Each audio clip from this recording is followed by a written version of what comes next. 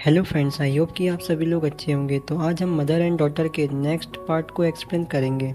और मैं आपको बताना चाहता हूँ कि इस स्टोरी का वीक में सिर्फ एक ही पार्ट रिलीज होता है, साथ ही इसके चैप्टर भी थोड़े छोटे होते हैं, इसलिए मैं एक साथ इनको एक्सप्लेन करता हूँ। तो चलिए वीडियो को शुरू करते हैं। तो पिछले एपिसोड में हमने देखा था कि जुंग जिना के साथ अपने घर पर आता है, जिसके बाद जुंग जिना को उसके कमरे में छोड़ देता है। इसके बाद सीन शिफ्ट होता है और हम अज्जुमा को देखते हैं जो जेना की पट्टी करती है। तभी नींद में जेना जुंग का नाम लेती है और बोलती है कि जुंग तुम बहुत ही ब्यूटीफुल हो, जो बात सुनकर अज्जुमा दंग हो जाती है और बोलती है कि क्या जेना जुंग को पसंद करने लगी है। जिसके बाद सीन कट होता है और हम जुंग को देखते हैं जो दूसरे दिन हानमा ग्रुप के चेयरमैन कांग से मिलने जाता है, जहां उसे वहां पर देख चेयरमैन कांग उससे पूछता है कि क्या तुमने मेरी कंपनी में ज्वाइन करने का फैसला किया है। तो जुंग बोलता है कि नहीं, मैं यहाँ पर कुछ काम से आया हूँ। जहाँ वो बोलता है कि आप तो पॉलिटिशियन ली हुंग को जानते होंगे। तो चेयरमैन कांग बोलता है कि हाँ, मैं उसे जानता हूँ और वो अभी जेल में है और मैंने सुना है कि उसका केस अब तुम लड़ रहे हो, इसलिए मैं तुम्हारी हेल्प कर सकता हूँ उसे जेल से बाहर निकालने में। जो सुनकर जुंग चेयरमैन कांग से बोलता है कि नहीं, मैं चाहता हूँ कि आप उस आदमी को सारी उम्र जेल में ही सड़ने दें। जो बात सुनकर चेयरमैन कांग शॉक रह जाता है। जिसके बाद जुंग वहाँ से जाने लगता है। तभी उसे वहाँ पर चेयरमैन की सेक्रेटरी मिलती है, जहाँ उसे देख जुंग पहचान लेता है और बोलता है कि ये तो वही लड़की है जिसकी उसने अनबॉक्सिंग करी थी। तभी सेक्रेटरी उसे बोलती है कि मुझे चेयरमैन के आदेश का पालन करना पड़ता है। जिसके बाद सेक्रेटरी बोलती है कि वैसे आपने मुझे उस दिन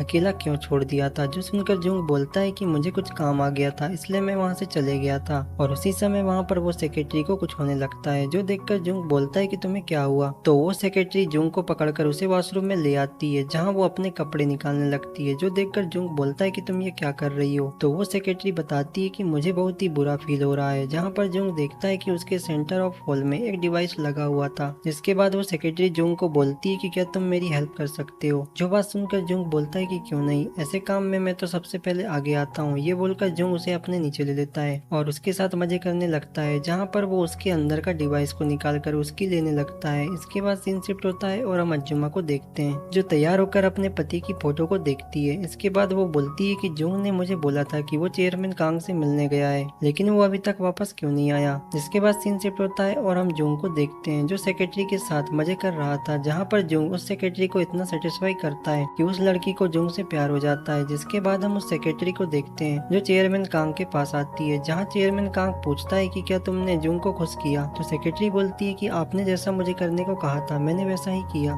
जो बात सुनकर चेयरमैन कांग बोलता है कि बहुत बढ़िया, इस तरह से मैं जुंग को अपनी कंपनी में शामिल करने के लिए मना लूंगा। जिसके बाद वो बोलता है कि आखिर जुंग का ये सब करने के बाद कैसा रिएक्शन था। तो सेक्रेटरी बोलती है कि वो पूरी तरह से मुझ में डूब गया था। तभी सेक्रेटरी अपने मन में बोलती है कि सच तो ये है कि मैं उस लड़के से प्यार करने लगी हूँ। जिसके बाद चेयरमैन कांग बोलता है कि वो आदमी मेरे बारे में बहुत कुछ जानता है, इसलिए यदि वो मेरे साइड में नहीं आया तो मुझे उसे अपने रास्ते से हटाना होगा। इसलिए मैं चाहता हूँ कि तुम जुंग के ऊपर 24 घंटे नजर रखो और उसकी वीकनेस का पता लगाओ। जो बात सुनकर सेक्रेटरी बोलती है कि यस सर, मैं ऐसा ही करूंगी। इसके बाद सीन शिफ्ट होता है और हम श्याम में जुंग को देखते हैं जो घर पर आता है। तभी वहाँ पर जेना आती है और बोलती है कि तुम अभी तक कहाँ थे और तुम्हारे पास से ये गर्ल्स के परफ्यूम की खुशबू कैसे आ रही है। जो बात सुनकर जुंग बोलता है कि अरे ये तो मेरे बॉस ने मेरे ऊपर कॉफी गिरा दी थी, इसलिए ऐसा हो रहा है। जो सुनकर जेना बोलती है कि तुम मेरे पीछे आओ। तो जुंग बोलता है कि हम लोग कहाँ जा रहे हैं। तो जेना बोलती है कि हमें कुछ ड्रिंक खरीदना है। जिसके बाद हम रात में जेना और जुंग को देखते हैं जहाँ वे लोग बैठकर खाना खाते हैं। तभी वहाँ पर अज्जुमा बोलती है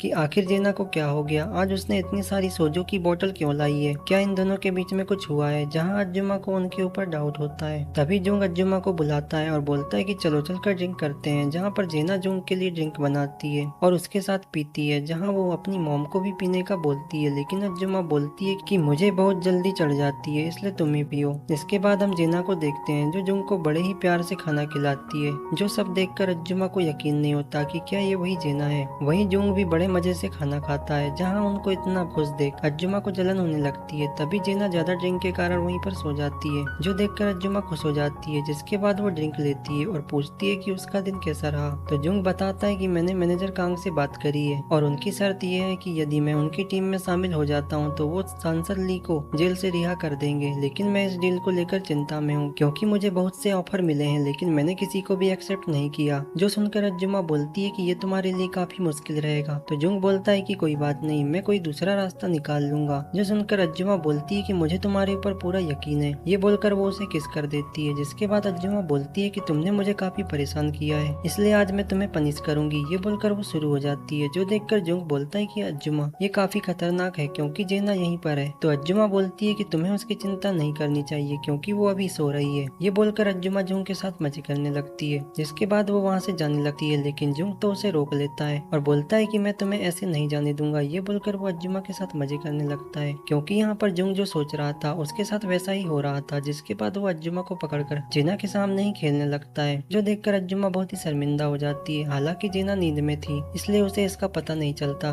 जिसके बाद सीन शिफ्ट होता है और हम मॉर्निंग का सीन देखते हैं जहाँ पर अर्जुमा खाना बना रही थी। तभी वहाँ पर जुंग आता है और अर्जुमा को गुड मॉर्निंग करता है, जहाँ हम अर्जुमा को देखते हैं जिसके चेहरे पर एक अलग ही स्माइल थी। जहाँ वो जुंग से बोलती है कि क्या रात में तुम्हें नींद अच्छे से आई, वैसे मैंने तुम्हारे लिए हैंगओवर सूप बनाया है इसलिए तुम इसे पी लो। जो सुनकर जुंग बोलता है कि अर्जुमा आप आज बहुत ही अच्छे मूड में हो। तो अर्जुमा बोलती है कि हाँ मुझे आज काफी अच्छा लग रहा है और ऐसा हो भी क्यों ना, रात में हमारे जुंग ने इतनी मेहनत जो किया था उसका रिजल्ट दिखना तो बनता है। इसके बाद वहाँ पर हम जेना को देखते हैं जो सो के उठती है और अंगड़ाइयाँ लेते हुए अपनी मॉम के पास आती है, जहाँ पर अर्जुमा उसे बोलती है कि चलो चलकर तुम सूप पी लो। जहाँ अर्जुमा की बात सुनकर जेना को कुछ याद आता है, जहाँ वो जुंग से बोलती है कि तुमने मेरी मॉम के साथ रात में क्या किया। और इसी सस्पेंस वाले सीन के साथ ये चैप्टर यहीं पर एंड हो जाता है। तो यदि आपको ये स्टोरी पसंद आए तो वीडियो को लाइक और चैनल को सब्सक्राइब जरूर करें। और यदि आपको इन स्टोरी की रियल क्लिप देखनी है तो आप टेलीग्राम चैनल में ज्वाइन हो सकते हैं। टेलीग्राम चैनल का लिंक मैंने डिस्क्रिप्शन में दिया है। तो आशा है कि आपको ये वीडियो पसंद आई होगी। तो मिलते हैं इसके नेक्स्ट एपिसोड में।